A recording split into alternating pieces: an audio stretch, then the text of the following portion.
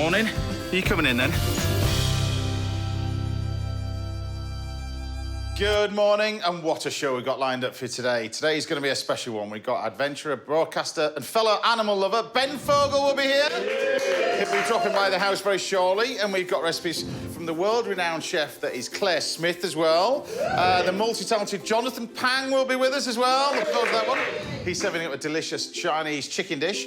And Dom Van Marsh will be getting into the garden and getting the beds ready to plant this year's crop. I can't wait to see him as well. Looking forward to that one. And don't miss this week's little masterclass, when I'll be showing you all about my favourite ingredient, butter.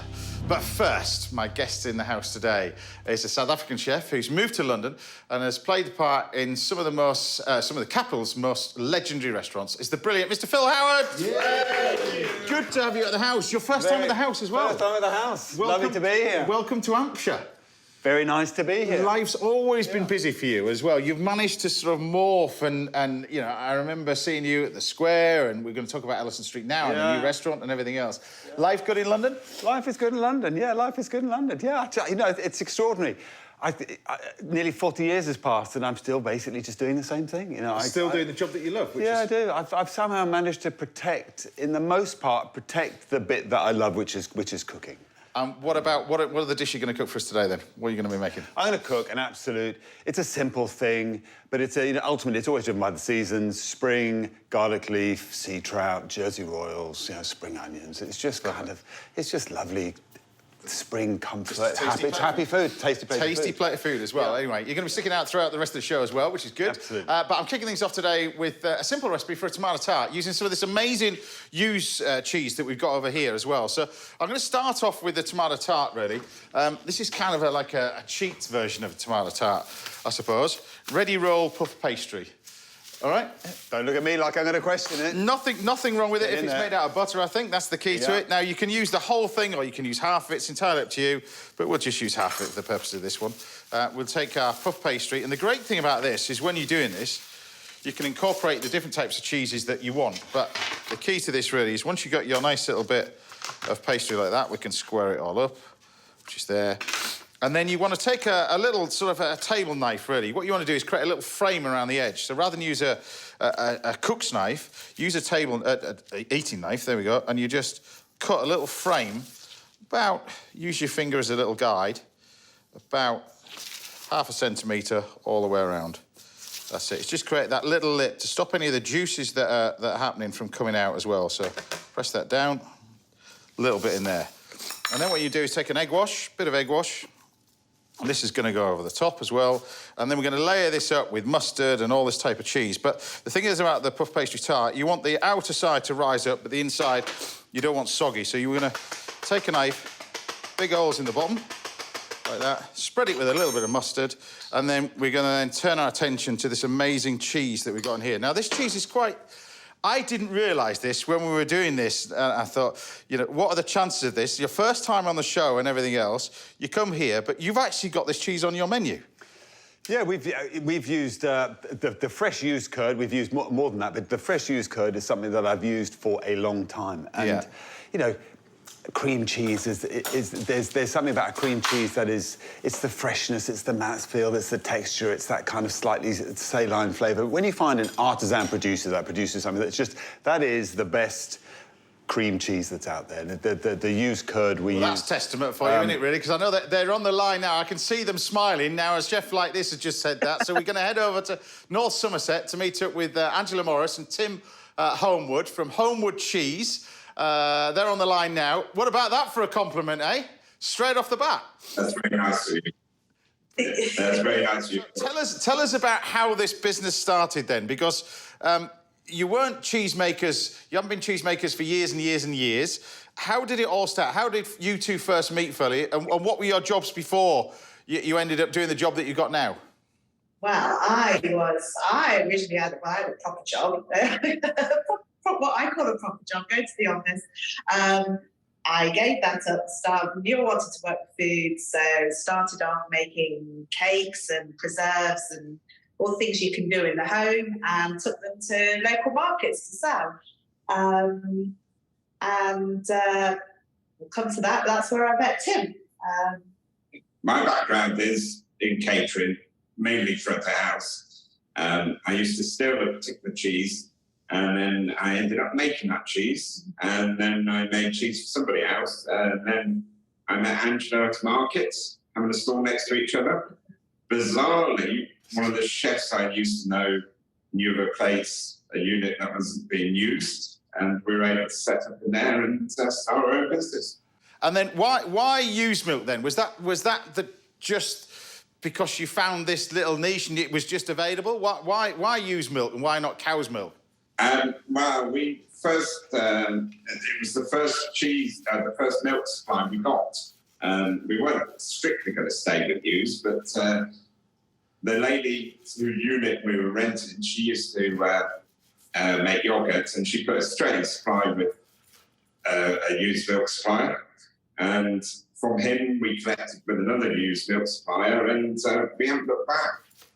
I mean, sheep's milk is naturally homogenised, you can't separate the fats. So we get a lot more cheese for our milk, and it just suits us both. So what goes into making your cheese as opposed to a used milk cheese, as opposed to something like a cheddar? It's got to be the freshness? Is it less maturity? You've got to eat it fresher? Is that the key to it, or can you take this a little bit longer? Well, they're all completely different processes, so you can essentially make any cheese with any milk. But our cheeses are much fresher. A cheddar, you would need to have space to store it for a long time. So we start with the quicker turnover cheeses, and it really does suit the milk. It's a fresh milk. So make fresh cheeses with them, particularly this time of year. They're bland. They're out on grass. It's the best time to make. Phil's been trying some that we've got over here as well. There's a few others that he's going to try as well. So just explain to us a few of these that we've got on the board, because these are amazing award-winning cheeses that we've got in here. I've got my little tomato tart, which I put your cheese underneath, bit of black pepper over the top. I'm going to put a little bit of fresh thyme on the top, some seasoning, and pop that in the oven. But, you know, what is it about these cheeses that you liked? Because, you know, if you're going to put this on the menu in France as well, yeah. What makes these stand out for you? I'm a really uncomplicated, unanalytical chef. I don't really look into things too hard. I just love fantastic ingredients. It doesn't matter whether it's asparagus, used curd, used cheese. That's all I respond to. It's just it's all about... I'm in the business of delivering pleasure. That's really what it comes down to. Yeah. And if I can find something to work with that helps me deliver pleasure, that's what I'll do. And this is the product that we use most, the fresh tell us about cheese. the one that... This is the one that Phil's using as well. Tell us about this, the fresh used cheese. How do you go about making this then? Because is this like a curd-style cheese? It is like a curd-style cheese. It's the first cheese we started making. It's really simple. It's a lactic sent overnight. It's also the one cheese that can go slightly wrong. But it is quite simple. It's set overnight, drained the next day, and sold the next day. So tell me how we end up with the different types that we've got in here, because we've got the halloumi style. You can't call it halloumi, can you, now in the UK? It has to be made in Greece to call it halloumi, is that right? Still? Yes, yeah. Though we did get sued by the Cypriot government before they got the PDO, Nice. which was another complication. But yeah. But the halloumi is very simple. Halloumi is made in the day. It's quite a simple process for us. It allows us to make another cheese in the afternoon. So we start off with the halloumi, and then we move on and we'll probably make the fresh or the curd afterwards. The bonus of making halloumi, we get ricotta as well. So ricotta's a byproduct for making halloumi, is it? Or it just goes hand in hand? Yes, yeah. Yeah, basically a halloumi is boiled in the whey, but before we put the halloumi in the whey, we bring up the temperature and we get the ricotta straight away, or as the Cypriots would call it, anari. What is it about halloumi, the process of making halloumi, that gives it that unique texture? I mean, there are variations on thousands of cheeses, you know, the English make cheeses that are very similar to some of the French cheeses, some of the Arsène cheeses, but what is it about... Halloumi's got a particular... Halloumi is it's a unique thing. There's nothing else like it, and I like it. I'm not a halloumi nut, as some people are. But why does it? What gives it that squeak? We know that kind. It is unique. There's nothing else like it. It is the cooking. So the milk's heated. We set it. We separate the curds from the whey, as we do with all cheese making, and then we keep the whey. The whey then goes in a big pan. This is a very traditional way of making it. And then once the blocks of curd have been pressed, they go into the boiling whey. As Tim said, as you heat the whey, the ricotta, the excess protein splits out. We save that, and that gets sold on to chefs as well. We put the halloumi blocks in, and it's that cooking. So they go in, they sink to the bottom, and when they rise up to the top, it's ready to go. And that is what gives it that texture that you can fry and the squeak. It's the cooking and the whey. I wish you all the very best with it as well. Thank you for being a part of this. Next time I'm down in your way, I'm going to pop in and see how it's made properly. We salute you. You're very welcome. Take care, guys. Thank you very much. Thank you. Take care. Bye-bye. Bye. There we have it. My version of a little tomato and new cheese tart. Done.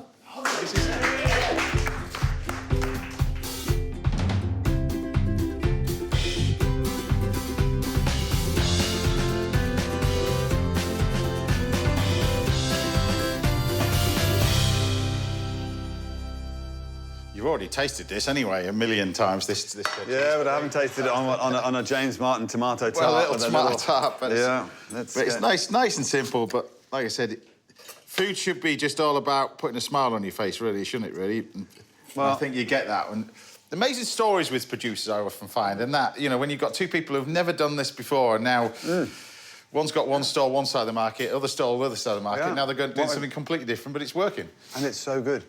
I always say you've got to invest something in great food, and it doesn't always hold true, but I quite like the saying. It's either got to be time or money.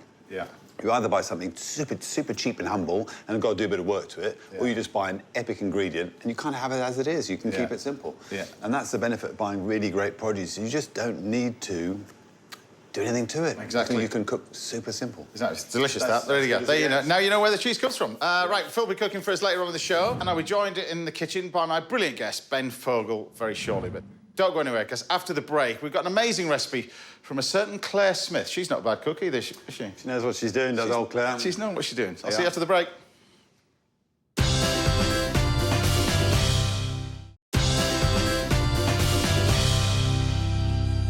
Welcome back. Now, coming up, I'll be teaching you how to make your own butter and what to do with it in this week's little masterclass. And I'll be firing up my tandoor oven for adventurer and presenter Ben Fogle very shortly. But before all that, I thought I'd take a look, as usual, at some of the dishes you've been cooking at home. So first up, a big well done goes to Andy Walter, who's been perfecting his pastry skills with that quiche that I made with caramelised onions, thyme and goat's cheese. Look at that. Excellent work there with the quiche. Next, we've got a photograph from Susan Broomfield, who's been busy making the lemon roulade that I did on the show earlier this year. This was so popular, really. We had that lemon curd, and the key to that meringue is to cook it at 2 different temperatures. So you start off a little bit hotter, then bring the temperature down. It allows you to roll it all up and make a roulade exactly like that, with the sugar on it and almonds as well. And finally, top marks this week has to go to 15-year-old Aston Prideaux, who's been busy in the kitchen making this amazing-looking paella. That's one proud chap, isn't it, really? Brilliant. I bet it tasted amazing. Top work there. Now, do keep sending your pictures and videos coming in. We'd love to see what you've been inspired to cook at home, of course. Now, it's time to get more cooking done, and this week we're going to delve into the archives and enjoy a dish from the very talented 3 Michelin star Claire Smith. So here it is. Claire Smith for her recipe for fried chicken. Yes, fried chicken. Enjoy this one. This is our core fried chicken. We like to call it our CFC. This is a real staff meal favourite, and we're going to serve it with cold slaw. We've got some buttermilk here, so we're going to start off with making the marinade for the chicken. We've got some spices. We're going to start with celery salt, so he's going to whack that in there. Then we're going to have some garlic powder. Pop that in. Onion powder. Pimento allspice in. We've got some dried herbs here. We've got sage, oregano, and dried mint. We've got some salt, cracked black pepper, some sour cream, some Dijon mustard. The reason for marinating the chicken or using buttermilk is obviously that kind of acidity, but it also tenderizes the chicken, so you want to leave it for a good 8 to 12 hours. So it's good if you start thinking about doing this the day before. Okay. And then in goes the chicken thighs, so we're going to pop them in. You want to make sure that chicken is covered. You want to get that into the fridge now. So the next part of this dish is making a green gazpacho. So this we're going to have to make again the day before, probably after you've just done the chicken, because it's got to go into the freezer. This is part of the cold slaw. That's going to go on there. And then we're going to get a little bit of green pepper. Probably just about half a pepper will do. Just take the seeds out. And again, just roughly chop the pepper. We're just going to take one whole shallot, roughly chopped. Just put all that together. And then we're just going to get all that into the blender. So in with those vegetables, we're going to put the mayonnaise. Just shop-bought mayonnaise is fine. Adds a little bit of richness. We're going to add some sour cream for acidity. A little bit of olive oil. So it's sort of oil that you would just use to finish with. Be quite generous with it.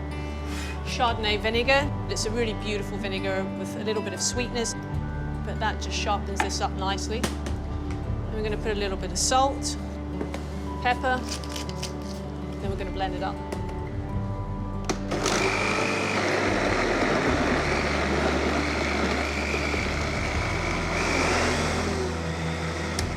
Okay, so that's completely liquid now.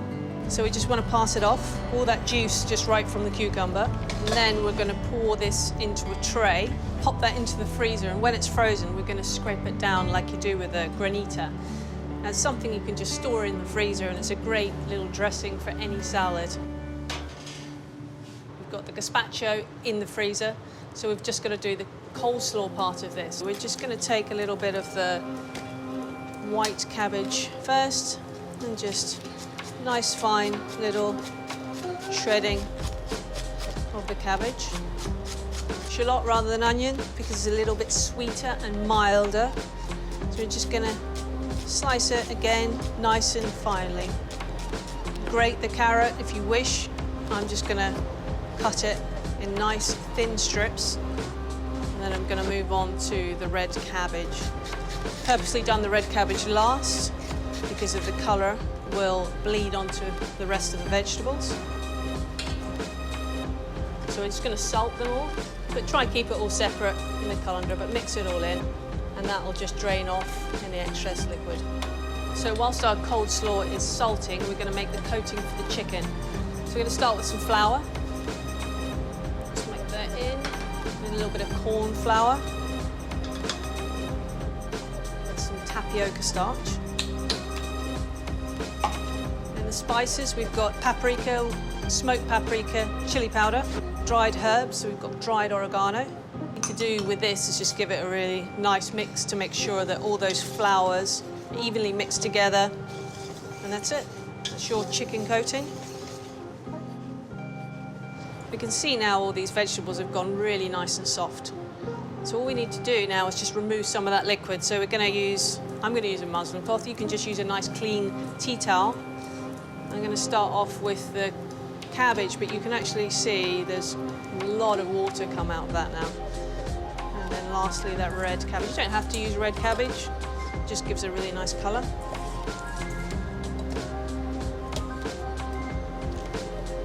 You can see that's all purple. That would have dyed all the other vegetables.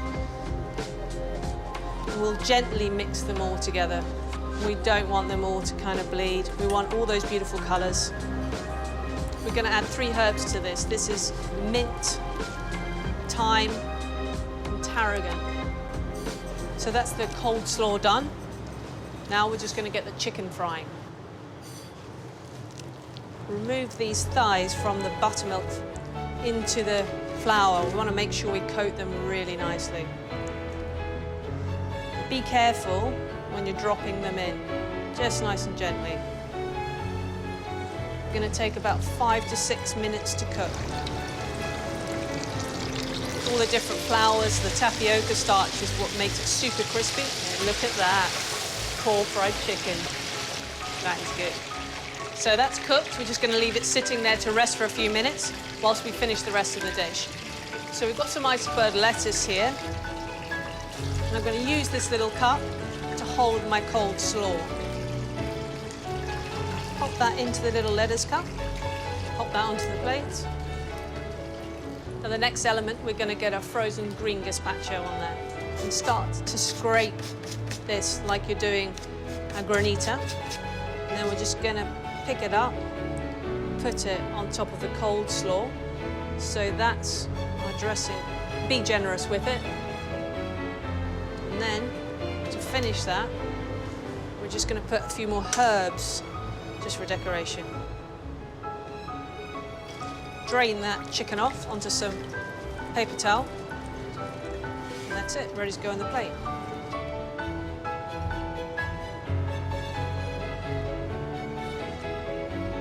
So there we go, that's our core fried chicken with cold slaw. Now there are a few steps to this, but believe me, it's certainly worth a try at home, and everybody loves fried chicken.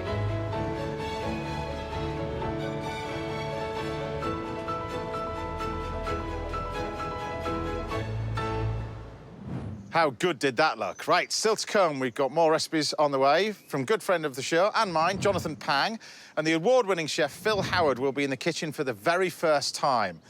And we'll see you here after the break when I'll be getting things hot with a tandoor oven for my guest, Ben Fogle. See you in a bit.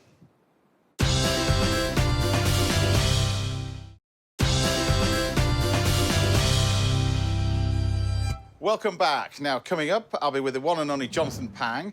He'll be making a fuss-free chicken recipe, and veg-growing expert Dom Van Marsh will be sharing some tips and tricks of planting your own veg. That's coming up very shortly. But first, I'm here with a man who's raced to the North Pole, rode the Atlantic, climbed Everest, and presented one of my favourite ever TV shows on television. It's the brilliant Ben Fogle! Thank you very much. Thank you. It is, I have to say, I love the shows that you do as well. The feeling's mutual. No, it is. I do genuinely watch them. But we're gonna. I know you're a big foodie, but not a great cook. That's I think why I'm over here. Precisely. And you're over there. You've already had a phone call from the wife. She called me on the way saying, I hope you're just eating and not actually cooking. So I've just got my utensils. You are actually eating. So we're going to do a tandoor fish, tandoori prawns, tandoori mackerel, tandoori salmon, that kind of stuff. So first of all, to make the tandoor, what we need to do is marinate the fish, and you can do this with meat as well if you want to do. But we're going to marinate it first. And for that, I'm going to take some full-fat yogurt, which we're going to take a big chunk of yogurt over here. And then I've got some tandoor spices. So this we've put it online for you. There's about 9, 10 different spices in this one.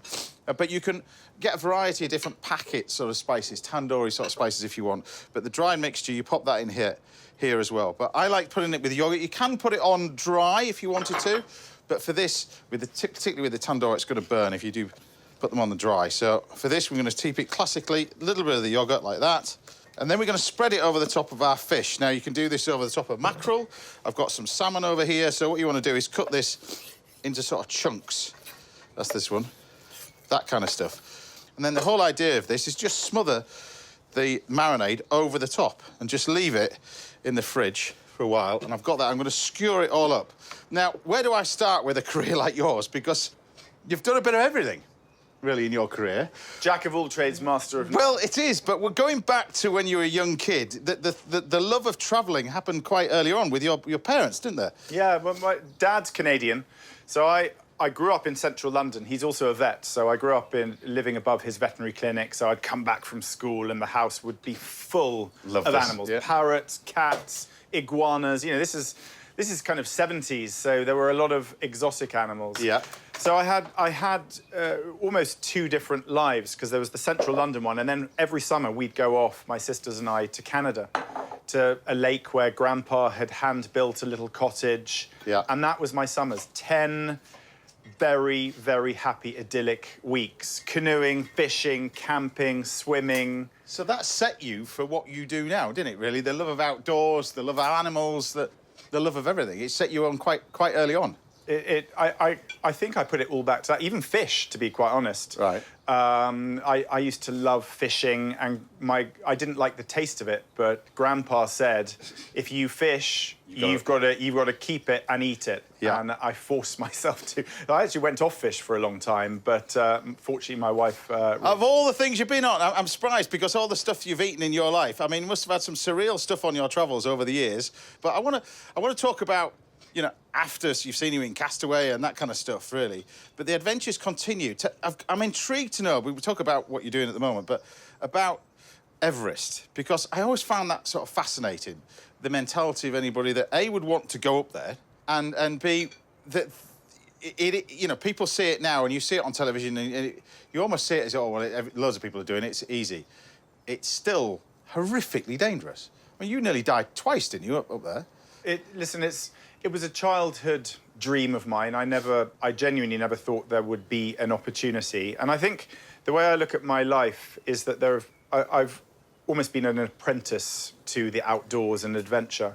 And in about 2016 or so, I was speaking to my great friend Kenton Cool, who has climbed Everest many times. He's an amazing mountaineer, and he said to me, "Listen, if ever you wanted to try Everest, I think you're ready. I think you've done your apprenticeship now with rowing the Atlantic." Is it? I mean, because your apprenticeship, were you a climber, or is that a mindset thing? The way I look at it, and the mountaineering world may disagree, but a lot of it is a mindset, and a lot of it is experiences that you have had where you have had to confront genuine fear and dangers, and you've had to make that you've had to make a life or death call in that instant. Now, what he also said is that if I climb Everest, or if he was going to try and take me there, that I had to, you know, have some proper mountaineering experience. So I put in a couple of years of mountaineering ahead of that. But did that put you in a mindset for what you're about? Because there can't be anything. There isn't anything like it. You can't be. Well, quickly to address one of those things that you say, that a lot of people, you know, one of the narratives of Everest is that it's actually no longer a dangerous mountain. You're dragged up by exploited Sherpas, and that it's pretty easy now. And I beg to differ. It's you know, it's a tough mountain. There's no doubt about it, and many people have lost their lives. And I still battle with my own kind of conclusion to that story, because the reason I went there is sort of as a storyteller. I wanted to go and experience for myself and see whether those headlines that we've all read are true or not. And the thing about Everest, and I think this is the most fascinating, is that it takes many, many years to fully appreciate what that experience has given you. I came back a different person.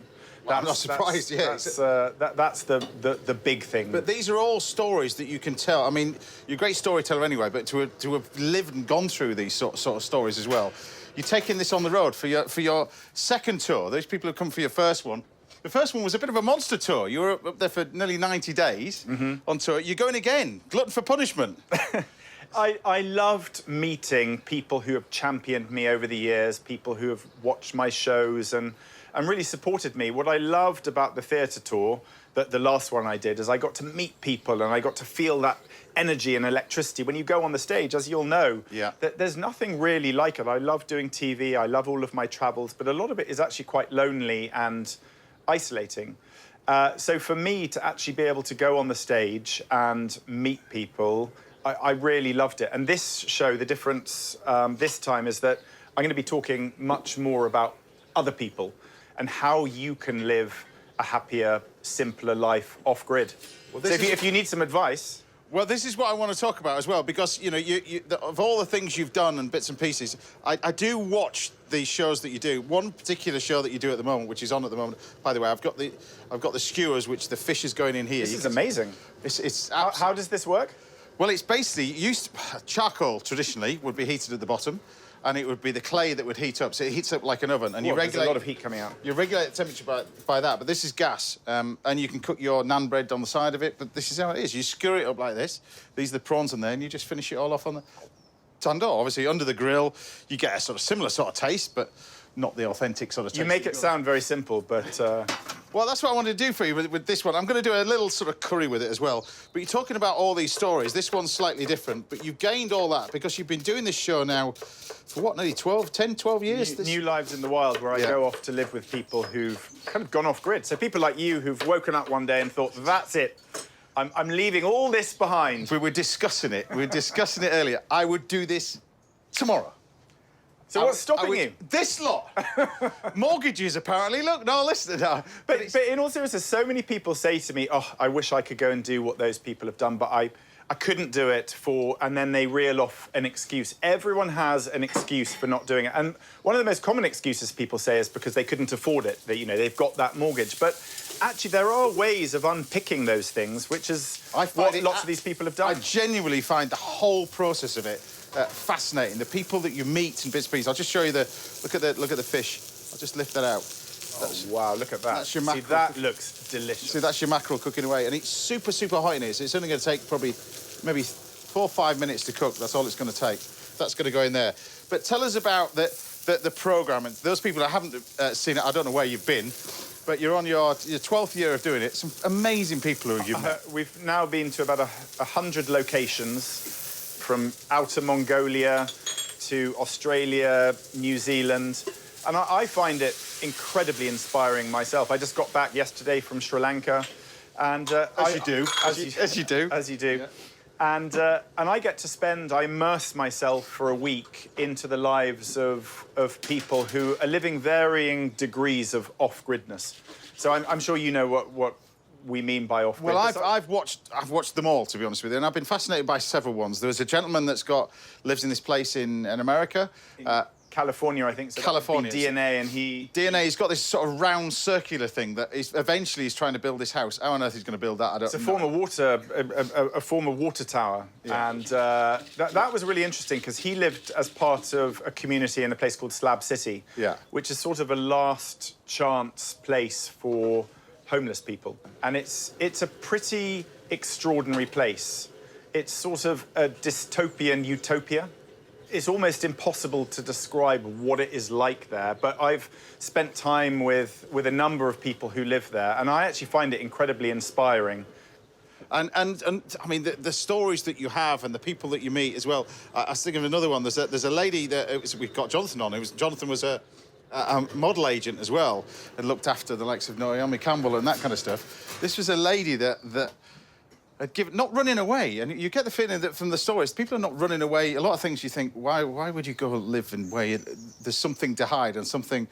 They're not doing that. They're just doing it for a change of life. Some people are running away. Some people are running to something. Yeah. And I think the example you're giving is a British actress called Rona Mitra, and she left Hollywood. She's still doing a little bit of acting, but she moved to Uruguay. She decided to leave the Hollywood thing behind. And what I love about the series is it's so wide and varied as to why people are doing it. But most people have had some sort of profound epiphany, and they've gone to live usually in a house not connected to the mains, not connected to electricity, not connected to gas.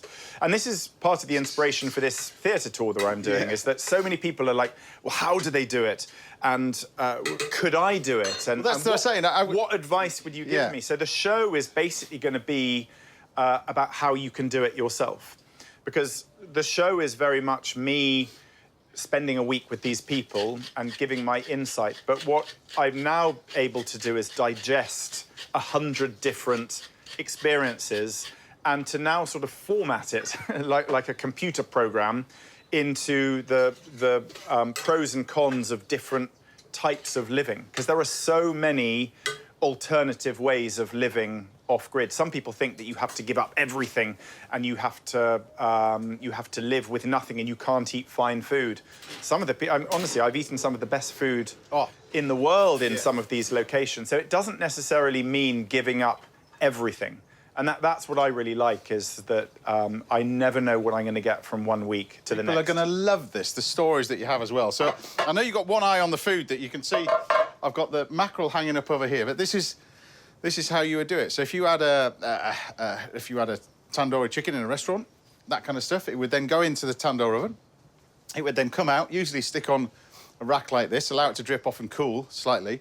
And then when you want to come and serve it, you then take this off. You've got a potato on here. Now, usually with a potato, it's usually for fish, so it stops it from sliding off. Falling off. Yeah. So you've got your potato like that, and then you can grab your fish, and then you slide it off the skewers. See, it's the simplicity of that I absolutely love already. Yeah, it's Love just, it. and also just the shrimp. So all I've done is take the shrimp, do exactly the same thing, and this is, you've got different skewers for different types of meat. So when you're using the thinner skewers, that's for your fish, and the thicker skewers are for your meat. But the same thing, lift it out. The simplicity of this with the shrimp, like that, and you take that and slide it all off, and that's straight onto your plate. The smells that are coming out of that already. Lovely, isn't it? Yeah. And I've got some salmon on there as well. The lentils I've just gently cooked. Of all the people then you've met in your life, and if you look back, and I'm sure you get told this on the tour and everything else, when is the defining moment for you going, this is unbelievable? Because I know I watched you recently. You were with a gentleman that sort of decided that he was going to walk the entire coastal path. 17,000 kilometres, by the way. We're talking every island, every single little bay and met his partner, and now I've got a young kid that follows them, that are with them on that journey. It felt like it was a magical moment for you. Well, there were lots of parallels. It was Chris and his partner Kate and their son Magnus. I've been following them for a couple of years now. I remember reading about them during lockdown because he was stuck in lockdown up in the Shetland Islands, and I really admired him. I found him deeply inspiring because that's the thing. I get so inspired by all of these individuals and their life choices and how they have embraced a different way of living. Yeah. And part of me wishes that I was doing that as well. Well, I get to live it vicariously. I get to go out there and spend a little bit of time living as they do. It's thanks to you. I and other people can watch the TV and just get that little bit of... So where do you want to move to then? Scotland. Scotland to me, Scottish Island. Highlands or islands? Highlands. I've got no aspirations to travel to things like Australia and all those faraway places. It's just the magic of seeing stuff that you read about. I've got a little black book of Scottish islands and places that I've been. As you know, from that first experience living on Tarrantay for a year for the BBC Castaway experiment, I love the Scottish Islands. They're still one of my favourite places. Well, you can't. You can lug a tandoor all the way to an island, but if you do, then I'll cook for you when you come and visit. I'll cook for you this again. But there you have it: some tandoori mackerel, tandoori prawns, tandoori salmon, all cooked with a nice little lentil curry. Done. Yeah.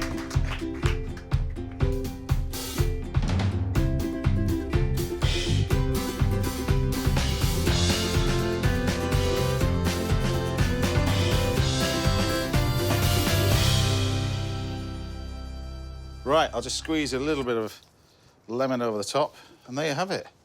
A platter. Wow, that is amazing. Ben, there you go. Oh, that's just for me. Well, is that my starter? Well, of course it is for you. You can have a little taste of it, and we've got a few bits of lentils if you want to try some there as well. I'm excited about trying this. But you built yourself up an appetite, why not? Wow. But that's the salmon is, when it's on the tandoor. That is absolutely delicious. It's amazing, isn't it? Just with that, it's just... There's so much flavour you get from that. It's absolutely brilliant. You're going to stick around for the rest of the morning as well? There we go. I would have finished all this. Exactly. And we'll be cooking a second course of pasta for Ben later on in the show. And Mr. Phil Howard will be here with a stunning salmon dish of his own. That's coming up shortly. But join us again after the break when a good friend of mine and the show, Jonathan Phang, will be here. I'll see you after the break.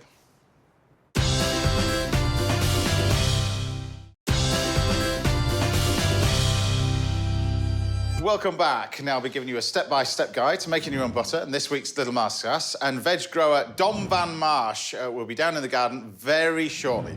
But first, Phil and I are joined by a man who's combined careers in fashion, photography and writing with a lifelong passion for food. It's the ever-decreasing man. It's Jonathan Phang. I've got to say, you're half the person. Half the person. Well, I'm thrilled you've noticed. This is 2 years of hard work, of deprivation and starvation. How much have you lost? I've actually lost nearly 5 stone. I had to. You know, I had some health respect. issues and lockdown was not kind to me and, you know, things had to change. Look amazing. So what are you going to be doing then? Well, I'm cooking you a really sort of a family dish, which I sort of was brought up on. We just called it sort of Chinese braised chicken. It's quite traditional. Yeah. It's very easy. It's very tasty. Really simple to do and very quick. So we're going to cook it in real time so you can see how simple it is. So I've got some chicken thighs here, 500 grams worth of it. Now, you want some oil in the pan, so which you're going to get So let's have 2 tablespoons of oil in the pan. I'm on it. 2 tablespoons of oil. Off you go. And what oil do you use for this? I use groundnut oil, but obviously that's not for everyone because I like the flavour of it. Or rapeseed oil would be great as well. The key to this is don't cook in sesame oil and that kind of stuff, isn't it? Really? That's the common mistake that people make. Well, I think sesame oil, or generally, you put in at the end of a dish. However, I am going to deviate from that, and you'll see in a minute. Right. So I'm going to chop my thighs into nice bite-sized pieces. I like doing it with scissors because that's how my mother used to do it, because she said it saved on washing up. Now, it's the first time Phil's been at the house. The first time Phil's... Well, you cooked in front of Phil as well. I know, I'm nervous I was trying to... Phil turned around and said, is he a chef? And went, well, your career has taken you all over the place. You love your food. I love my You're a great communicator, but you learnt all that sort of trade. You managed some quite famous people back in the day. What was your job back in the day? Well, I started my career as a model agent, and I did have some amazing people. So I did work with the likes of Naomi Campbell and Jerry Hall and Christy Turlington and all sorts of great people, and it was a wonderful life. And none of them ate, and so I used to eat everything for them. And then I came from a great family of caterers. My mother was a great cook, my grandmother was a caterer, my great aunts were. And, you know, my parents were immigrants, and the food that I grew up with was quite sort of peculiar and quite unusual. But I learned to love it. And, of course, I don't have family anymore because I'm old, but they left me this wonderful legacy of... But I guess that you love your travel as well, don't you, really? Always. I mean, that's, to me, is the essence of life. And I get inspiration from travel. I love meeting people. I like trying new food. And, you know, that's what it's all about. So we've got the bite-sized chunks of our chicken thigh here. I've got 1 tablespoon of corn flour here, and I'm going to add 1 tablespoon of just water, cold water, obviously. Feels looking like this hot water in, it's measuring properly, measuring. Chefs are usually this. But, you know, if I want anybody to cook it well, we've got to get it right. And then also to that, I'm going to add 2 teaspoons of sesame oil, which I know I just said should normally go at the end of a dish, but for this one, actually, it gives it a really nice depth of flavour, but it's going to make the chicken have a really luxurious kind of silky texture to it, OK? I love this caramelised sugar that you've got in here. That's great. So basically what you should do is just sprinkle the sugar in and let it sit, let it bubble, don't stir it.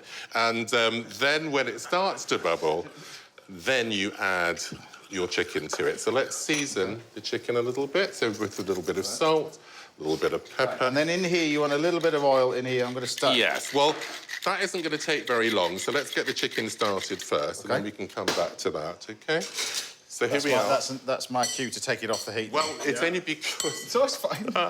Your things are so strong, aren't they? I see the sugar bubble in there. OK, so the sugar is bubbling, but don't worry. Just keep an eye on it. OK, so let's... But don't stir it. But don't stir it. Right. So is that nice and hot now? Yeah, it's very hot, yeah. OK. So then just add your chicken in. Lovely. Yeah. Give it a good stir.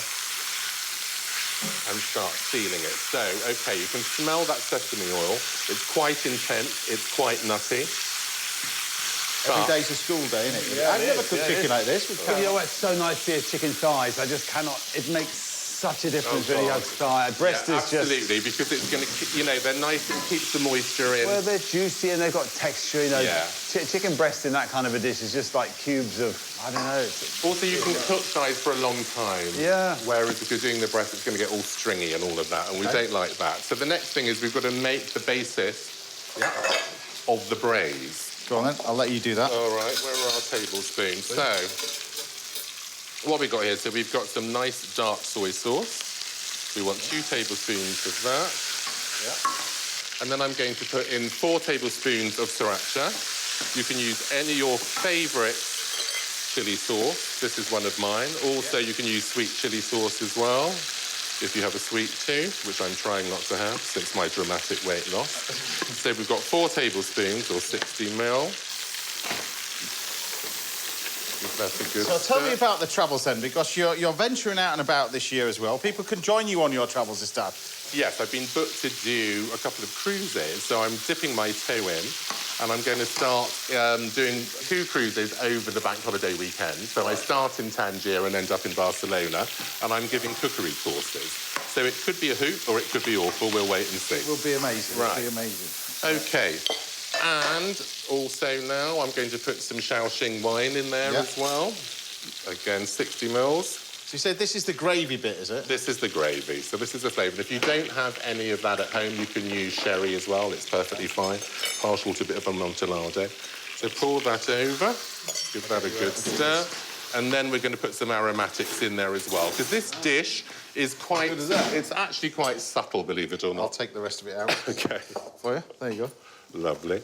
We get all the bits and pieces out. So let's put a little bit of star anise in there, so that's that nice sort of 5-spice little hint there as well. Some garlic, we've got about 4 cloves. Yeah. And then would you mind chopping me a chilli? That's fine, I can do that. So you put the garlic in and stuff in last. That's the key to it, because you don't want it to burn. We don't want it to burn, exactly. And I want it to be quite subtle. And with the ginger, just big slices of it, OK? Nice and thick. Because what we're going to do, not quite as thick, that looks like a banana, doesn't it? OK, about half of that. This is what my mother used to say. She sort of said that the ginger can overtake. Right. And she's right. So if you just put about 4 slices in, at the end of it, then you can just take it out.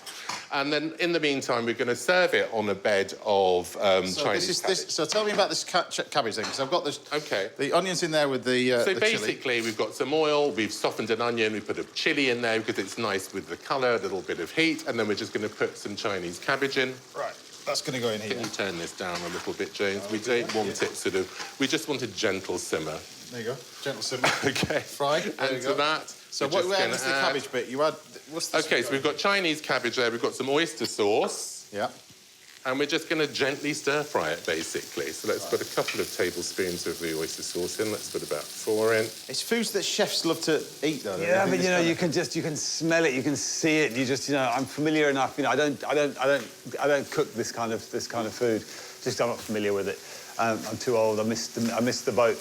But you can just see all the flavour going in, the layers and layers of flavour, and the aromats and the heat and the background flavours and the. And tell me about this, as well as travelling in bits and pieces, photography. I mean, photography, you must have got that from when you were managing these models and stuff like that, but photography you're really into now. Well, I never knew that I would get interested in photography at all. Actually, that's a lie. I mean, the reason I got into fashion in the first place is because I loved photography and I loved imagery and I liked the fantasy of it.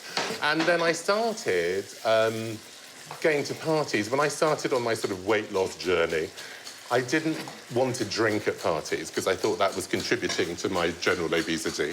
And so basically, I stopped drinking and I thought, well, it's a nice way to enjoy the party and interact with everybody without sort of damaging my health. So I gave up drinking for a while. And then when you've got a camera in your hand, everybody's sort of pleased to see you because they want a nice image.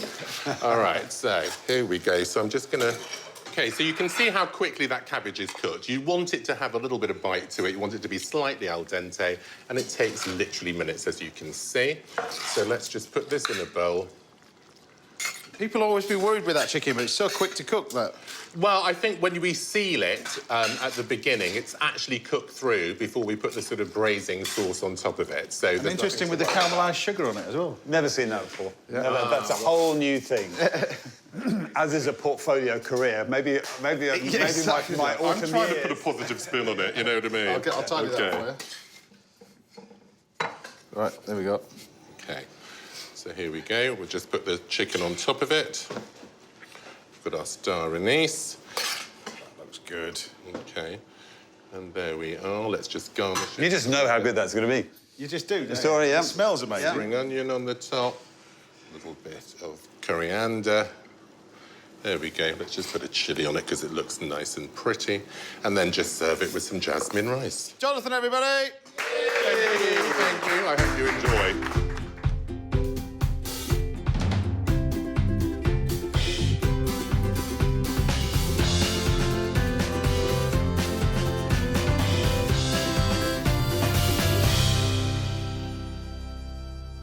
we have it. No pressure. None No whatsoever. pressure, no pressure, no pressure. Well, both of us looked at that caramel going in the pan going, never done that before. Never seen that before. You see, you learn something every day. So delicious. Really? Oh, thank you. Oh. But you know what kind of... The thigh is just so important because it's got texture and it's got little folds in it and it catches sauce and it's juicy and it's... The flavour from quite that. pokey. Yeah. Yeah, it's quite... Yeah, but you know... Yeah, The caramelisation you get from it is fantastic. But it's not sweet. No. In the sense that, I mean, I love sweetness in savoury food, but it's... That's great. It's just got so much to offer. It's just big, Thank you bold. so much. A bit like the guy who cooked it. There you go. you. Jonathan Phang, everybody. You're sticking around the rest of the day as well. Oh, can I move in? It's just lovely to be back after so long. We've only just kicked you out about 3 years ago. Right. We'll be making a mouth-watering pasta dish for all these lot and Ben Fogle later on in the show. But join us after the break when Dom Van Marsh will be down by the veg patch with some top tips for budding gardeners like me and you at home. I'll see you after the break.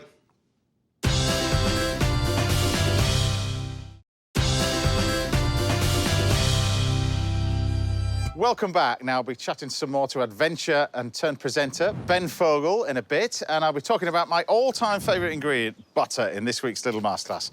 But first, look at that, the sun's out. I'm down in the garden with the top veg grower. We know him on the show. He's become a regular as well. It's the brilliant Dom Van Marsh. Yay! Great to have you on the show. Now, it's been a bit of success the last time you were on here. Yeah, definitely. This is the third time you've been on. Yeah. But first of all, tell us about the place, then, you've got this. Tell us about the business. Well, we're growing our half-an-acre wall garden of organic vegetables, and we combine with the organic meat producers on the same site, and we also have a flower grower, so we sell veg, meat and flowers to local people in Monmouth, Ross-on-Wye, Hereford and the Forest of Dean. And it used to be finished deliveries at 7 o'clock, now it's turned into midnight.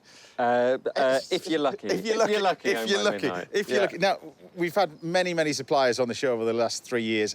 I've never seen veg as good as what you produce at your place. We're hopefully going to try and replicate that down in Hampshire. Hopefully I've done this justice. So we're south-facing. Yeah. Is this the ideal plot to veg grow? Or? Well, a huge plus for your south-facing, a huge plus for the shelter around here. Wind is one of the most damaging things. Right. Downside for the amount of shade, but I think that's coming after midday as the sun moves over that way. OK. But apart from that, I think we balance out and we should expect a reasonable crop. OK, so the last time you were on here, you showed us how to put stuff into seedlings into little containers. Yeah. This is what you took away and you've taken on. Yeah. So first of all, if you are faced with something like this, and people are going to be watching this going, you know, particularly with allotments, you've been waiting for years and years and years, you get your allotment.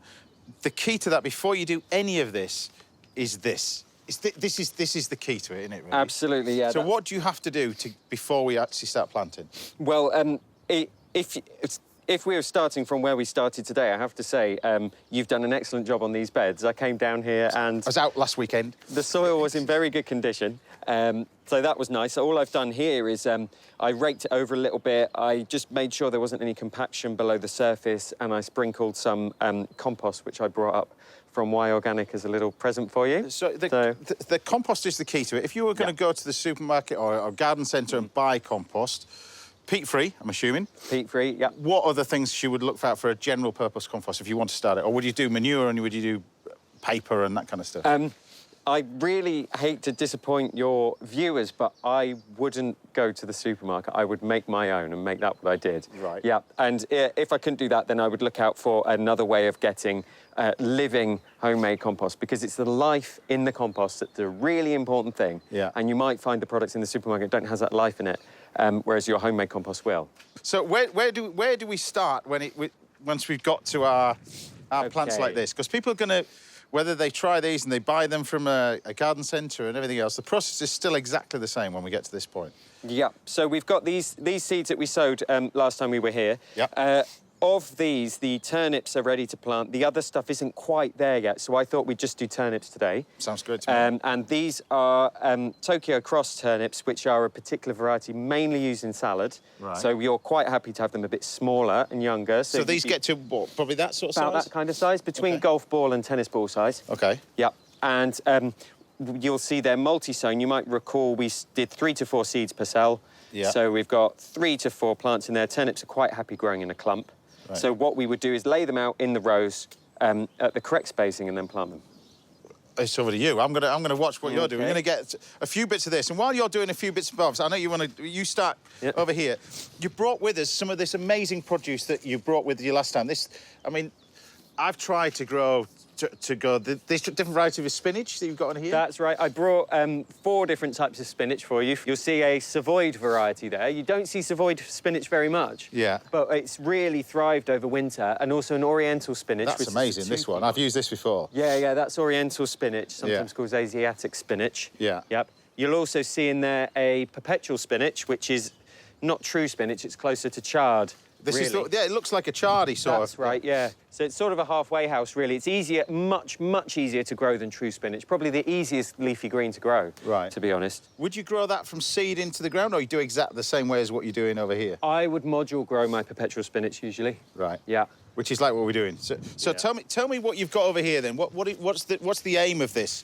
Really, I take it the aim of this is not to stand on the soil to compact it, but why are you doing that with crossing it over? So I've got here my measuring stick. This is cut to 25 centimetres, 10 inches, which I feel is a reasonable distance for these. And I'm laying out the plants at that distance. That's their optimum spacing for healthy growth. And then the next row you'll see is staggered, so they're further away from their neighbour, so they're not competing too much. And then as I get onto the next row, they'll be so you wouldn't do them in lines like that? No. You would No, staggered, yeah. And then if you get nice straight lines, it makes crop management so much easier for hoeing and all that kind of stuff. So when the weeds start coming up, which is inevitable, we can hoe this way, we can hoe that way, and keep it weed-free nice and easily without having to get down on your hands and knees and pull weeds out by hand. Now, you said amazing things about flowers as well. I remember that last time you were on, you don't buy the flowers because they use tremendous pesticides and bits and pieces. How do you cope with pests and bits and bobs? Because you encourage other pests to come in to eat the pests that you don't want. Absolutely that. So you certainly want to have the messiest garden you can with things like stinging nettles growing around the place. You might even plant beneficial flowers, such as marigolds would be the classic example, in amongst the turnips would be beneficial. But I do also have to say, turnips are in the cabbage family, which is the most challenging family for pests. Right. Starting with pigeons, if we plant this lot and walk away to the kitchen. I know that. By the time I go home, the pigeons will have descended and be tucking in. Yeah. So I would usually use a physical barrier over the top, such as a net, to keep the pigeons off for the first 4 weeks while the crops are establishing. OK, great. And then after that, as soon as they get established enough, then they'll hopefully leave them alone. Exactly, yeah. And then the butterflies move in. And you got a whole other problem. I just love gardening, don't you? I mean, it's interesting. I set this garden up because, like I said, for the love of... That's why I fell in love with food because of gardening. This is the very, very first thing I did. Every time I come out, it just reminds me of my granddad and the work that he put in, but the tremendous amount of work, but the benefit you get from it is a bit like cooking, really. You put the work in, you get the reward out of it, and this is exactly the same. So this is you want to spread the weight around. That's the reason why we're using a board. Exactly. Yeah. If I've put all that effort into, and you've put plenty of effort into getting this bed looking nice. If I then trample all over it, I'll leave my deep footmarks. It will squish the soil down, and that's not a good environment for the microbes and fungi that help our plants grow. So. Well, we're just gonna plant a few of these because I know you want to plant a few more. So how do we go about when we get to this stage? Well, this proper old-fashioned. I love a long-handled tool, so I was very pleased to see that in there. You can have the short one. Thank you very much. Great, it? And with a bed that's as well prepared as this, you don't really even need the trowel. All we're talking about is you can use a couple of fingers to make a little planting hole, and the most important part of the process, flat palms around the plant and press down. You're not pressing on the roots, you're pressing around them to get good contact. So just make a little hole. Yep. In. That's it, yep. Round, and then create like a little flat triangle. palms, yep, perfect. And then down. Perfect, you've done this before. Don't use your feet and all that kind of stuff, just... Exactly, exactly. And if I was using a trowel, it would be a similar idea, but as I say, quicker and easier with the fingers. I'd also be keeping an eye out as I'm planting, make sure there's no more than 4 seedlings in any one plug, because we don't want them to be overcrowded. But most of these look quite well sown. Well, I know you want to crack on, so I'll leave you to it. Meanwhile, we're just going to finish off because this I didn't think you could grow in this country, and you've brought some of this with you. Yeah. Tell me about these. The Cape gooseberries. That's right, yeah, the very last few, also called physalis or Chinese lanterns. Yeah. So we grew them last year. It's the first time I've grown them on a commercial scale. And it's like Day of the Triffids, I can tell you. An incredible crop to grow. They took over the whole polytunnel. What are they? Are they a bush? What is it, a tree? What is it? They're close relatives, well, not close, but they're relatives of the tomato. Right. So they grow in a similar form, sending out side shoots, and they look like nothing in March. And then come July, they're, you know, 8 foot high and sprawling over everything around. You need netting, you need string to tie them into. Okay. But even though they were a pain sometimes... So you harvested these last year? Yeah, we picked these in October. Yeah. October last year? Yeah, and they've stored... And they're still like this? Yeah, no refrigeration or anything. We just left them in a tray. This is their secret superpower that not many people know about. Yeah, Cape gooseberries keep forever, basically. There you go. Well, you need one of these. I presume we can eat these? Suck in. Exactly. So we can eat all these while you dive into that as well. I'll let you carry on, because I know you want to carry on as well. But there we go. Thank you very much, Dom. And we'll catch up with you later on in the show as well. I'm going to bring you down some food as well. But Phil will be cooking a plate of salmon for us shortly, and I'll be serving another dish for my guest, Ben Fogle, a little bit later. But join us again after the break for a little masterclass in butter, another one of my favourite ingredients. There you go. Cape gooseberries. You didn't think you could grow them in the UK?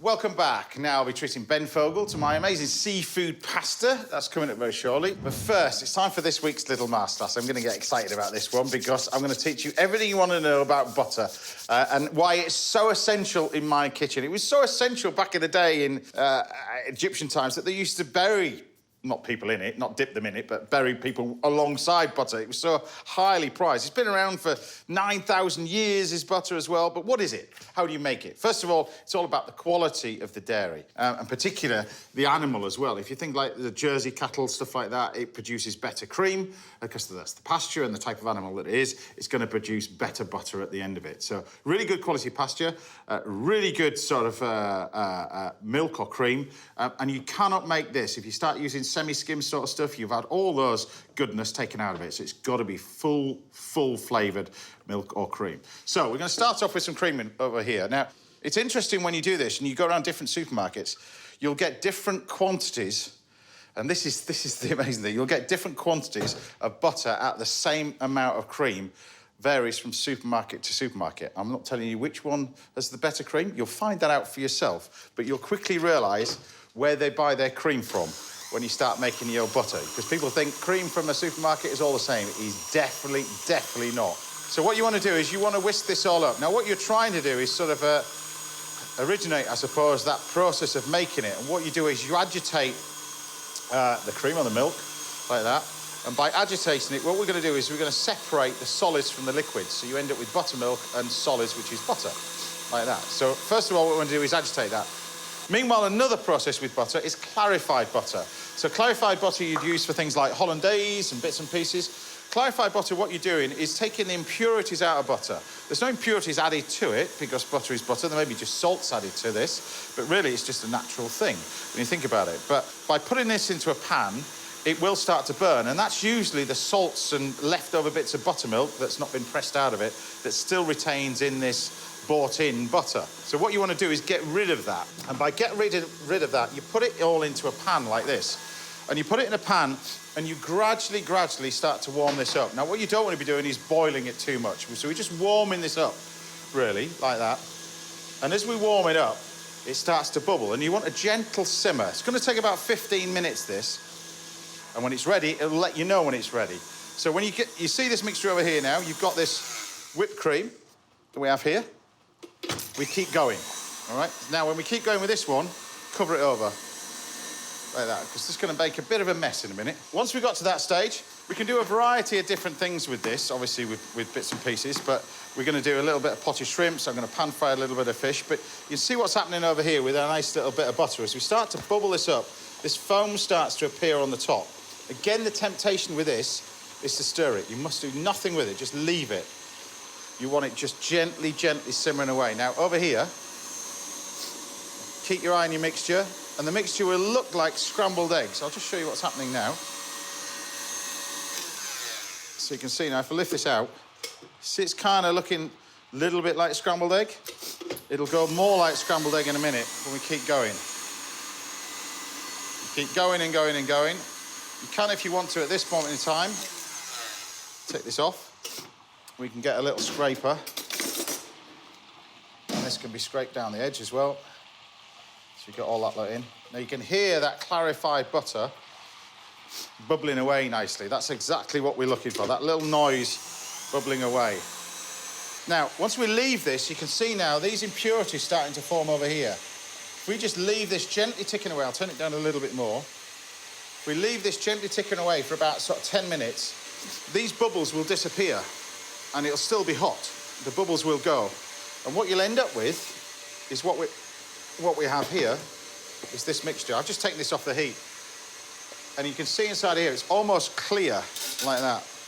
You can see this all the way through like that. Now, you can use this for a variety of different things. I'm going to show you a few little things we can use it for as well. Potted shrimp's been one. You can use normal butter if you wanted to, but potted shrimp's really, really simple. You've just got some brown shrimp like this. Key to potted shrimp is this stuff. It's a little bit of mace, ground mace, like that. You take your clarified butter. You can see, look at that lovely colour on that, on there. And we can then mix this together. Now, you don't have to use clarified butter for potted shrimp, but it's used in a lot of sort of pâtés and that kind of stuff, clarified butter, to stop oxidisation on the top. So when you get that layer of butter over the top of your pâté, that's what it is. It's clarified butter, which is that stuff. And we can take our little potted shrimp, pop it into our pots, like that. Fill them up. A little bit more. There we go. They're going to go in there. And then you can take your clarified butter and that goes on the top. But you can see when I'm doing this, I'm not shaking the pan, I'm not scraping the pan, because all those impurities are now on the bottom. Pop that in the fridge and you've got yourself your own potted shrimp. Now you can hear this machine drop down a gear now. What's happening here, you listen to it, it's starting to separate, look. This is why it's all done in a glass jar when you do this. Keep it going. That's why you need the cloth. Keep it going, stop the machine, lift this off. Homemade butter, done. All right? And once you got to that stage, you can then take this off. Now, the quality of the butter, like I said, denotes the quality of the material that they start off with, but also this process, where you press the buttermilk out. Really, really, really good butter. I mean, really amazing, what we call patisserie butter that you use for croissants and pain au chocolat. Has had so much of this butter squeezed, as in so much of the milk squeezed out of it, that when you put that kind of butter, that style of butter in the fridge, it actually snaps like a chocolate bar. But if you press this down, but obviously commercially, you won't want to be taking too much of the buttermilk out because you can charge people for it. Who would I possibly do that? But look, you've got your classic butter. Now, you can then turn this into so many different things. You can add things like pimenton, which is little roasted red peppers. You can put that in a blender, and you've got this red pepper one. You've got a little bit of wild garlic one as well. And to cook with it, it's so simple. And just to show you the difference in the type of butters that we're going to do now, very, very quickly, I'll just show you. We'll pan fry this piece of fish. So this is this clarified butter. So normally if I was using standard butter, this would burn. But you can see straight away, this is a really hot pan. It's not burning. So this fish is going to go straight in. Straight in there. And I'm going to cook that. Bit of salt, bit of pepper. Now, the thing is with this, it won't burn, but it's also going to struggle to colour. So this is where we can add a little bit of this butter to, again, because this has not got the impurities taken out of it, this is going to create a nice little brown butter that we need. You see our pan there, you just cook that for a little bit longer, that's what you end up with. And then you can turn these compound butters into a wonderful little dish if you wanted to. So you take a little bit of water, and this is how easy it is to cook some nice asparagus. Asparagus, obviously, in season as well, it's beautiful. You just take some lovely asparagus, I tend to not snap asparagus, I just tend to just cut it like this. And then we've got these compound butters like this. This is a little bit of wild garlic, and you can pop that into our pan. And then we're going to cook our asparagus in this. Now, you can see the pan's really hot, but it's not colouring. So what we need to do is just help our fish now to colour. Now we start to add a little bit more of this butter. And this will create this pan. You'll see it go nut brown in a minute. Because this butter has still got the buttermilk in there and the salts and everything else, which will cause the fish to go brown. It's exactly what we want. So asparagus goes in the pan. And we'll cook that for about a minute. So the fish is nearly ready. If I just lift this over, look, now it's coloured.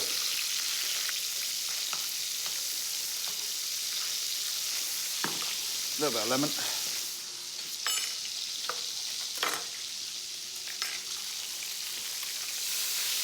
Over the top. And then we finish the fish over. Like that. So that's the difference between clarified butter and one that isn't clarified. Clarified won't burn in the pan. It's not burning, it's creating this nut brown, whereas normal butter will. Like that. Take this out. So you can take a piece of fish like this, pop it on there, and then you've got, again, all these different compound butters. You've got the shrimp one, you've got the, like that. This is wonderful, this one. You can make this out of sun-dried tomatoes or peppers, these. And then just before you serve it, take a little blowtorch over the top. Just, I mean, it's such a simple little dish, this. And then you've got your asparagus, which again, so quick and so simple. You cook this in just butter and water, but the butter is that flavoured compound butter that you can make. You don't have to use your own homemade butter. You can make that with any sort of supermarket butter as well. Like that. But then don't waste any of this, because this tastes amazing.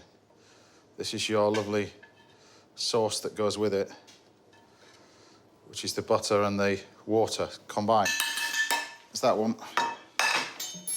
And then finally, one final one.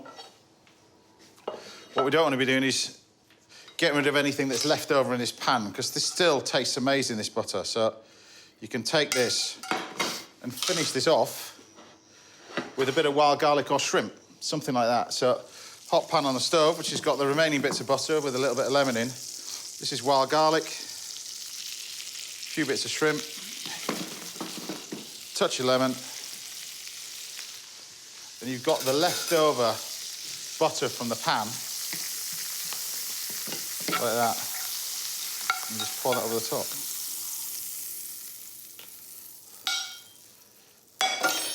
That's it. You know, you've got butter sort of four ways, really, I suppose. Well, it's going to be on this show, isn't it, more than anything else? But you've got your asparagus, which is cooked in butter, which is like, you know, now you know how to make it as well, compound butter and bits and pieces like that. You've got this fish that's been started off in clarified butter, finished off in non-clarified butter to give you a nice bit of colour, but keep the butter as well, because you've got amazing flavour from that. That's your little one with a little bit of compound butter as well, and you've got your potted shrimps. Jobs are done. Finished. If there's anything you'd like to learn about a little masterclass, then do get in touch with me, see if we can help out right here on the show. Time now for a quick break. Join me again in a couple of minutes when Michelin-starred chef Phil Howard will be taking over this very kitchen. I'll see you in a bit.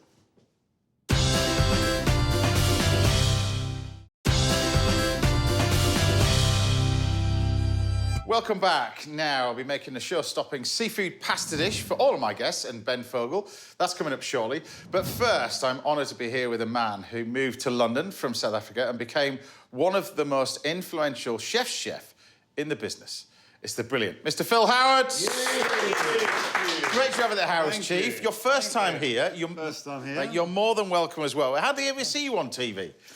No, I'm either, you know, I'm just... No, I kind of go under the radar. I go under the Phil radar. Howard. That's what you are as well. So what are we going to be doing then? What are you going to be cooking for us? So this is kind of just... It's a real kind of celebration of spring, really.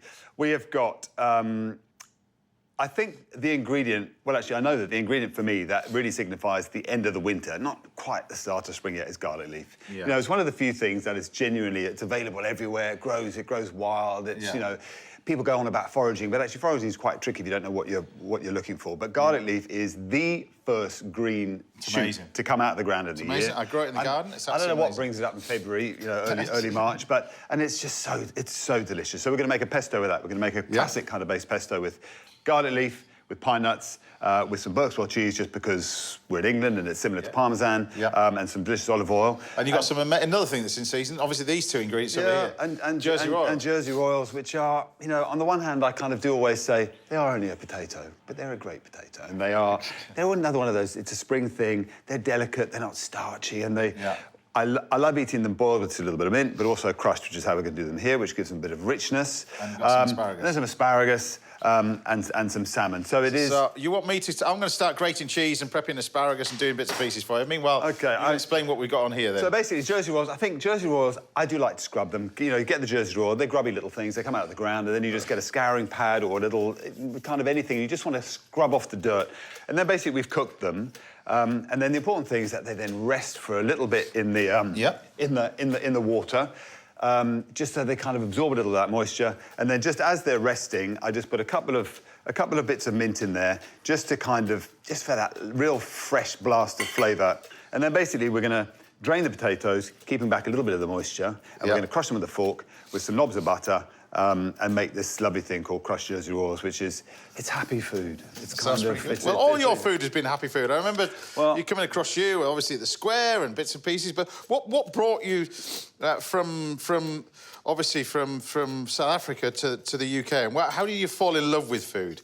Was it something your family? Because I know the South Africans, they do love their food, don't they? It was a work thing for my father while we came here. And I went to uni, and, you know, Mum had always cooked. You know, she's a great cook, and she'd always cooked when I was a kid. Only really had to start cooking when I went to uni. And I just knew from the get-go that food was going to be a big part of life. I absolutely loved it. I lived with a couple of mature students, actually, so they were older than me. They knew how to cook. Right. I'm just going to drain some of the water off these spuds. Yeah. But that's where I found food. And I don't know, it's hard to explain to somebody who's not into cooking, but... If you love cooking, I knew from the moment I started cooking, and I can remember with funny, you know, with old-fashioned sieves like this, rubbing spinach through, making spinach soup. Yeah. But I just, you know, I loved it, and so I left uni with a degree, and went off and got a, you know, actually I travelled for a year, which really confirmed, you know, I worked in a restaurant. The first time I worked in a restaurant was in Sydney, in Australia, an Italian restaurant. But I really thought, this is the world I want to be a part of. So when I got back from travelling, I then applied for jobs, struggled a bit to get one, but got one with the Roux brothers in the end, started cooking. I mean, your CV was amazing, but it wasn't the square, really, the one that put you on the... That was the one that put you on the culinary map. Yeah, it was. I mean, I was there for 25 years, and when we opened the square in 1991... Yeah. You know, we worked hard and we gave it everything we had. Yeah. And I'm super proud of the Square. The Square was it was an important restaurant in London. It was a great restaurant because it was, if you had to put it into category, it was fine dining. It was 2 Michelin stars. It was super high end, but it was big, so it was quite raucous. Is it everything you wanted to be? Because wanted to do? Because I never really. When I went to work at Harvey's, I worked for the Roux brothers for about a year. Then went to Harvey's for about a year, and I saw what fine dining was about and what finesse and craft and fresh pasta. It was so exciting. Then I worked at Bobendon for a while, which kind of brought me back down to ground. It was about, you know, Simon Hopkinson was just about ingredients. He's about asparagus. He's about... and I was never too strategic about my career. There's the crushed Jersey Royals. I know, I can feel it, you guys, is that they're not gluey. They've got that very little starch in there. Yeah. So don't overwork them. That's what you don't want to do. So you don't want to overwork them. Then you want some spring onions in there, and we're just going to stir that in, and then we're just going to park that on one side. Okay. Then really, this dish, if you had to say what's it about, it's about the pesto. Yeah. So pesto. Do you want me to get the fish on as well, or do you? Yeah, you can pop the fish on. Just season it. I normally go in a bit of seasoning on that side. Pop it in the pan, a little bit of colour. I like to cook salmon a bit like a steak, kind of fry it both sides, and then just pull it off and let it sit. Let it sit there, no problem. So tell us about this pesto. But the pesto is this is where the flavour bomb is. And you basically want to get your garlic leaf. Yeah. That goes into a blender. It's a powerful blender, but we don't want it to blend it to an absolute smooth puree. It wants to go to pesto, so it's got some texture. Have I got that? Oh, technical glitch. Behaving machine. There we go. There you go. Okay, and a good pinch of salt. So important to get the seasoning at the beginning. Then we're going to turn it on, but we're not going to turn it on. I don't want it on too fast because I want it to retain some texture. So in goes most of the olive oil. With the pesto, with the recipe, I like to put most of the olive oil in to blend. Yeah. And then stir in the rest at the end, so it's kind of... Yeah. I'll heat that one up as well. OK, I'm going to calm that down. Then we're going to go with the toasted pine nuts. Yeah. Which is such an important part of a pesto. And then we need... Tell us about this cheese, then, because I know you love France, and a fellow French chef, Mr. Claude Bossy, which is just round the corner from you, loves this cheese as well. It's just, so delicious. I use a lot of cheese in cooking, and as a seasoning, it's just, they're just so important. How much do you want to? Yeah, that whole lot can go in there. And then that I'm really just going to kind of stir in. I always think, how is it that... God, I still can't get my head around this machine. I've got... There you go. Who made pesto? Who came up with pesto? It's one of those slightly random combinations of flavour, I think. Yeah. But it is one of... If you had to write down a... You know, we're in the business of kind of giving pleasure, and so... And big flavours has always been a part of my cooking. Yeah. I like food to pack a punch. I'm not into sort of... I mean, I cook delicate things too, but I like big flavours. And pesto is one of those miracle creations that... So, but you've gone from the square. Tell us about where you are now, because you sort of diversified into multiple locations. But anybody that wants to come and taste your amazing food, tell us about Ellison Street first. Yeah, Ellison Street is basically, after 25 years at the square, cooking super high-end food, I opened Ellison Street, which is, you know, I'm still the same person. I still cook the same values, the same... I hesitate to use the word philosophy. It sounds a bit fancy, but I still ultimately big flavours, seasonality. But it's fresh. If you come in and you read the menu, it's not kind of old school flavours. It's just... it's definitely you. I know that. I've read the menu. I've eaten it. It's definitely in classical flavours. Now, do you want any butter in here? You are happy just to finish? No, I think we can just pull that off and just let that sit now, and that'll just cook through. The salmon will then release a few juices. We're going to put a little bit of pesto in the pan just to swirl it around. Yeah. This is coming up, so now all we've got to do is cook the asparagus. So you want the asparagus cooking as well. And then, as well as that, tell me about this place that you've got in France as well. Because we mentioned about it earlier. Yeah. Tell me, you Little Old Union. I love the mountains. I love skiing. We've got a place there, and made lots of friends there, and it's great.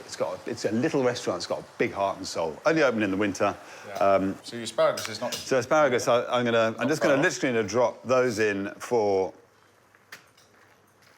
just... no more than about 30 seconds, just to really take the rawness out of them. Then they can go into there, just to swim and bathe in a little bit of butter. And then we'll get ourselves... It's almost ready. A couple of plates. Yeah, it is almost ready. Yeah. It is... I always find it interesting. People tend to kind of shy away from cooking fish because they think it's nerve-wracking. But if you want to have a quick supper, fish is... Oh, I love cooking fish. It is the route to... Where's the pesto gone? You got the pesto there? Pesto's there. So that just looks absolutely delicious. I will take the asparagus and pop it into the pan. So here is our crushed Jersey Royals, which is a very happy little pile of goodness. Yeah. So anybody coming to taste your food, as I said, chef of the year. I've got lots of people who work for me in restaurants and bits and pieces, and they all say, name your #1 chef. Well, This gentleman over here. well, that is, you know, that's. No, but even the lovely to younger generation now do the same thing. That's an incredible lot of work that you put in to achieve that. But Well, in the end, you know, I'm still cooking, still do what I do, and I still love it. and still absolutely love it.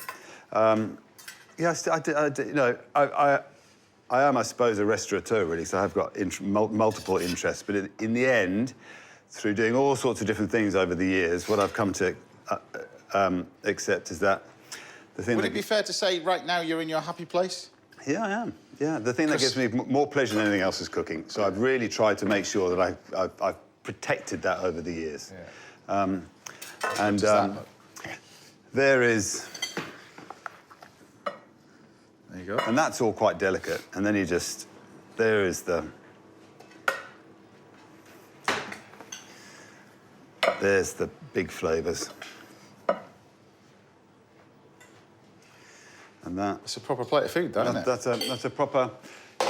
Well, do you know what's so nice about it is it's a proper spritz, but that's spring on a plate. It's So just, give us the name of this dish. That is fillet of salmon with crushed Jersey rolls, asparagus, and garlic leaf pesto. By Chef Phil Howard. Done.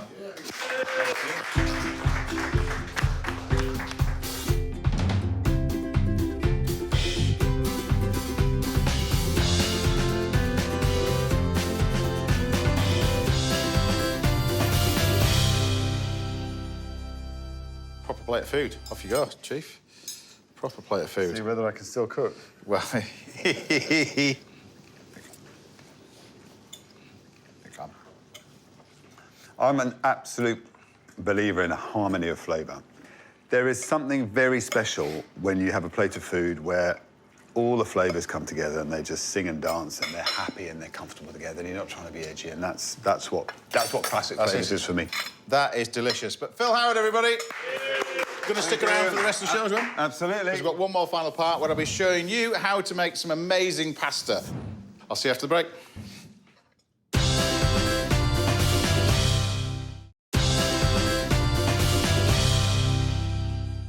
Welcome back, sadly, to the last part of the show. But I'm back in the kitchen with all my guests, the brilliant Phil, Jonathan and Ben Fogle. Good to see you, gentlemen, as well. Good to be here. All morning as well. So we're going to do a nice little bit of pasta. Now, Phil, I know you're a big fan of pasta. You've got your own business and stuff like that. So you're not... This machine you're used to, aren't you, really? Very used to that, baby, yeah. So this I had to get. But you tell us about your little pasta business while I throw in a kilo and a kilo and a kilo and 30 eggs for our pasta. Well, I mean, it sounds like yours was a bit of a lockdown thing. Me and a mate of mine opened a pasta delivery business, but we opened right at the end of lockdown, which in the end, that whole kind of lockdown, home delivery business kind of faded away. So we now have a restaurant. We have a bank of machines identical to that, churning out fantastic pasta. And it is, pasta is, I think if I hear people say it is the world's most popular food, I love it. You know, good even average pasta is nice, but great pasta is one of the most delicious things to eat. It is, and I got criticised for using this. The last time I cooked this on television and did this, I got criticised for bringing this machine in. But what I wanted to show people is that shapes that you get out of it. Yeah. That's the thing. You can only really get it out of this machine. Yeah. This one's squiggly wiggly. Is that the official term? That well-known Italian term. Don't you start. Otherwise, perhaps known as fusilli. Maybe. Here, it's squiggly wiggly, all right? So that's where it is. How long would it take by hand to do this? To make the fusilli, the squiggly wiggly? I mean, most of the pasta shapes that we're familiar with, you can't make by hand. I mean, all those lovely things like orecchietti, there's a whole army of pasta shapes that you can make by hand, but most of those fun shapes you can only use with pressure and a die. You can only use a machine like this as well, can't you? Yeah. But I don't suppose Italy's far enough away from your travels that you... I have actually been to people who have moved to remote hilltops in Tuscany, so it's not always really far away places, but that's the beauty. Off-grid living. And we talked about that earlier on the show because you're taking this out on tour now as well, because you did the first tour, which is all about your stories of life, and you have, and we've been chatting all morning about I mean, there's places where you've been to, it's been absolutely fascinating. This is not about that. This is all about much more interaction as well, this one. Well, it is. Over the last decade or so, since I've been making New Lives in the World, so many people have asked me, how could we do it? what was your favourite place? What did you think of this person or this lifestyle? So I've decided to bring it on a theatre tour. So there'll be behind-the-scenes clips. There'll be all sorts of stories that people who watch the shows might not necessarily have been aware of. And hopefully we'll just give people a couple of hours of escapism. Well, I knew you liked the escapism up a mountain and stuff like that. Well, I was just saying, I spent most of my adult life in a stainless steel box in a basement, and I genuinely fantasise about going off grid, and so. What for a period of time? Well, for a period of time, yeah. Not for the rest of my life, but I love the idea of slowing down to the point where you are genuinely in a sense of time and place. That's what I feel my life is. There's definitely a whole trend and movement. I think post-lockdown, a lot of people decided to reevaluate their lives and they wanted simplicity. Yeah. So I've definitely noticed a huge increase in people wanting to do it and people actually doing it. Okay, we've got some mussels, which I need you to take out the shell as well. There we go. You've got to work for your supper, you gents, you know what I mean? But I'm going to take the mussels out of here. I'm going to take all this liquor, because I want the liquor from this as well. But I'll put the mussels in there. If you can give me the mussels, there we go, great. I'm going to take some of that liquor, take the mussel meat, give you a little bowl. A bowl for the mussel meat? Or yeah, I'll give you a little bowl. Perfect, one for the shells. One for the bowl, one and for then the... over here... What's his fingers doing? Yeah, exactly. We're going to pop that in there. That in there as well. Where are you putting the mussels? Are you just in your mouth? No, I just don't have a... Yeah, I'm just eating them. That's one. So I guess, really, with the series, it's never ending, really, because you can... You know, the world's a massive, great place. You never stop learning in this. It never ceases to amaze me, the different stories we get to encounter, the different people. And like you say, the world really is a very large place. We've done lots in the UK now. And what is it about? I mean, we mentioned it. There's more than 50% of us that want to do that. What is it about people in the UK that think that want to do that? Go off grid a little bit. I think it's this idea of a simpler life, and a lot of people think that it might be easier. It's not easier. A lot of people many people really struggle, but it is free from the complexities that many of us experience. Just think of the amount of information that bombards us every day on social media, newspapers, a lot of the difficulties in the world that people are facing, the world is facing. And when you're in that little cabin in a woods and all you're thinking about is getting the water for the day and picking some nettles for your tea and maybe collecting some fresh mussels. Jonathan's looking forward to that. I think That's horrible. It's that simplicity that I think a lot of people actually crave for, I suppose, because life's got far more complicated than it ever was. I think so. So look, this is our little pasta now, just while the guys are working away on here. And you can keep that going and going and going. That's in there. So how long does the tour last then? Not as long as one of your adventures that you're doing as well. The whole of May. Right. So we're trying to reach as many different regions and locations as we can. Hopefully, well, if it's successful, I'll come back and reach the points I didn't get on this tour. But anyone that's kind of just feeling the weight of the world on their shoulders, I want them to leave feeling uplifted, hopeful, optimistic, almost the opposite to lots of the things going on in the world, except for this cooking, which is very hopeful. Well, exactly. Well, next time you get an adventure going, I think you've got two of us. I don't know whether you'll be just sat at the bottom just cutting oranges, will you? You'll be taking photographs of us before and after. Is that the autumn gesture, is it? You can take a bottle of wine with you if you want. Don't encourage him. It's good that, it's great to hear about choices and opportunities, isn't it? Because you do love travelling. Some of the places where you've been to, it must be amazing. I love travelling, absolutely, but I do like doing it in a certain way, which is probably not the way Ben does it. Right. I'm a kind of, when you work full-time and all of that, I kind of need some comfort. Yeah. I'm not trepidatious, Because you weren't doing that anyway. You were interested in travel when you were doing this as a job. We were editing magazines, travel magazines and bits and pieces. When was the moment that you decided, was it Castaway that you sort of I think it decided... It was after Castaway, spending that year on that island in Scotland, that I really realised that somehow travel and adventure, I wanted to be part of my life. And it's sort of been slow building blocks that has given me this amazing opportunity. And I really feel lucky, and it's a bit of a cliche, but I've got to travel to places, meet people, and I hope give people some kind of joy in the storytelling along the way. But there was no motive in terms of that show when it first aired. There was no, 60, 150, 200,000 quid and a TV career on the back of it, none of that. It was very, very innocent, very, very pure. It was kind you of filmed it yourself. Yeah. It was one of the first reality shows, so it meant that no one went on there for fame and fortune. People went there for very simple reasons. Yeah. And if you watch it now, it looks pretty old-fashioned, to be honest. It hasn't necessarily stood up to the test of time. But I'd love to repeat it somehow. I think it would be a beautiful project, 2023, 2024, to take a group of people and see what it would be like doing it 25 years on. It'd be nearly a quarter of a century. Exactly. Look, so we've got... Yeah, it'll be nearly 25 years. It looks delicious, can I say? And then all we do with this one is you just got... I love the honesty of Italian food as well. So you just get nice little few plates. We've got a spoon. And we can take our... It can't not be delicious.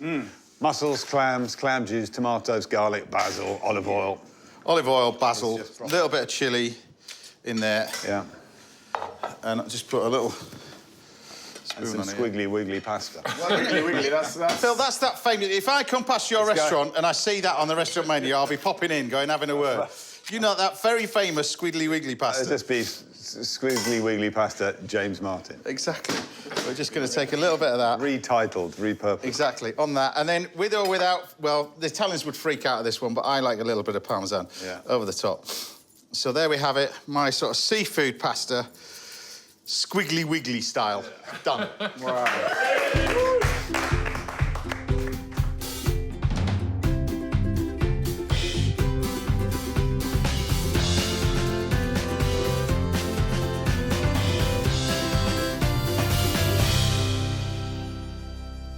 Fresh pasta. Wow. Squiggly wiggly. That well-known Phil Howard dish. Yeah. There you go. Jonathan, dive into that. Delicious. There we have it. Well, the guy's into that one.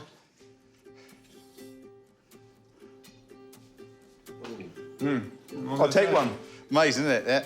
There you go. Every house needs one. There we go. That's it. That's all we've got time for today. Massive thank you to all my guests. Angela and Tim, Dom Van Marsh, Jonathan, Phil, and of course, Ben Fogle. Best of luck with the tour as well. Thank you so much. With everything you're doing as well. See you at the same time next Saturday when I'll be joined by chefs James Tanner, Rishi Desiri, comedian Deborah Stevenson. Until then, take care, stay safe. See you at my house next Saturday. Thanks for watching.